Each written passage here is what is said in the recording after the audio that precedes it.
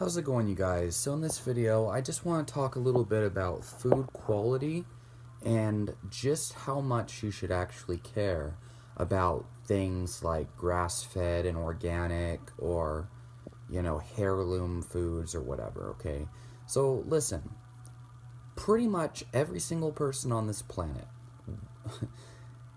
the reason why people are so unhealthy and so sick is because people eat foods on a regular basis that are not designed or they're not optimal for our human biology, okay? It doesn't matter if we have the ability to digest grains or to digest meat or whatever. It's not about, we can live on a certain food. Human beings can literally live on anything.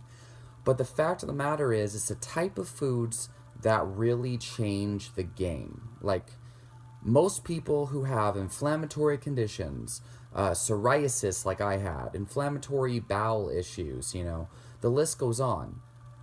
The main problem here are these complex fibers from the plant foods, okay? Now, normal, healthy human beings can generally eat a large abundance of leafy green vegetables, broccoli, tomatoes, avocados, etc. But there's a small group of people who have problems with nightshades and, maybe broccoli, and especially, obviously beans, brown rice, quinoa, oatmeal, peanuts, and even nuts and seeds. These things tend to cause a lot of problems for a lot of people. And if you've never gone 4 weeks without consuming these foods, then you really don't know just how significant these foods impact your health. In order to really know if these foods are harming you or not, you must go 4 weeks without eating these foods, an elimination diet, and then start adding them back in. What I'm trying to say here is that the vast majority of people should not be worried over, is it organic, is it grass-fed, instead you should be worried about, well, shit, am I eating processed bologna or am I eating fresh red meat, ground beef? Does it contain any added sodium, any weird sodium phosphate or sodium nitrates? Am I eating whole natural foods or am I eating processed junk? That's the first thing. Am I eating processed sugar? And then the second thing is, am I eating grains that tend to be extremely inflammatory for the vast majority of people, that tend to cause digestive problems for the vast majority of people? Am I eating high carbohydrate foods? Am I eating over 50 grams of net carbs per day that tends to cause fluctuations in blood glucose throughout the day? Most people will see an extreme transformation in their health and their well-being, both their mental and their physical health, if they simply follow a ketogenic diet with at least 1 gram per pound of body weight of protein for 4 weeks, okay? Keeping net carbs under 20 grams and making sure you eat equal amounts of protein and fat. So that at the very least, okay?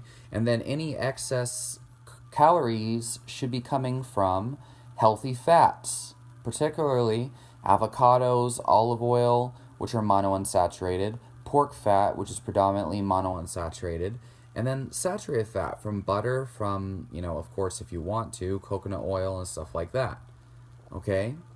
I don't care what kind of weird counter-argument people have. The fact of the matter is, real people, their real experiences with real diseases, this is the type of nutrition that these people follow to get the best results, okay? And the thing is, I hear a lot of experts telling you, first of all, don't eat too much meat, because red meat causes cancer. The China study proved that. Look, the China study didn't prove jack shit. I have to make an entire video debunking the China study because there's a lot to discuss when it comes to that. But then you hear people like David Perlmutter, one of the low carb gurus, saying TMAOI and stuff like that. It's going to interact with your gut bacteria. It's going to cause, high levels of inflammation and cancer and blah, blah, blah. But the fact of the matter is, look, you don't have to eat a diet of only red meat. But you do have to make sure you're getting adequate amounts of protein, okay? I've noticed, like, because I've tried to do intermittent fasting and then only eat, I try to only eat, like 0.5 grams of protein per body weight. I tried to eat 0.8 grams. I noticed for one, because I'm an athlete, maybe that has something to do with it. I can't sleep unless I get 1 gram per pound of lean mass. Okay? I am brain foggy. I have really bad energy problems. I see floaters in my eyes. Like, I feel lethargic and hypoglycemic if I don't eat enough protein and enough fat. And the worst I've ever felt is when I ate a high carb diet consisting mainly of jasmine rice and, well, not the worst I ever felt, but like in the past couple years, I felt much worse when I was eating jasmine rice and fruits and honey and stuff like that. So all I'm saying is, okay, this is the most important thing for people to focus on. Grass-fed and organic is amazing, but that should be a secondary concern, okay? As long as you get enough animal protein and enough nutrients, that is what counts. As long as you're not eating high amounts of inflammatory foods and high carb foods, you don't have to worry too much about organic, okay? How you feel is going to have more, you're going to have more of an impact on how you feel from day to day from eating enough protein than eating organic or grass-fed and this and that, okay? That's the main, like, honestly, I'm all for the highest quality foods you can eat and the highest quality life you can have, okay? Absolutely. If you can afford organic and grass-fed, that's cool. But I'm telling you right now, it's not going to make much of a difference compared to conventionally raised beef. Even though we know there's high amounts of all sorts of toxins in conventionally raised beef, it really still doesn't matter, okay? That's how important eating enough protein really is. Now, more morality and how these animals are treated and stuff, and the impact on the environment, and supporting Monsanto, and all these things. Yeah, obviously, that is the bigger concern when it comes to buying organic grass-fed beef.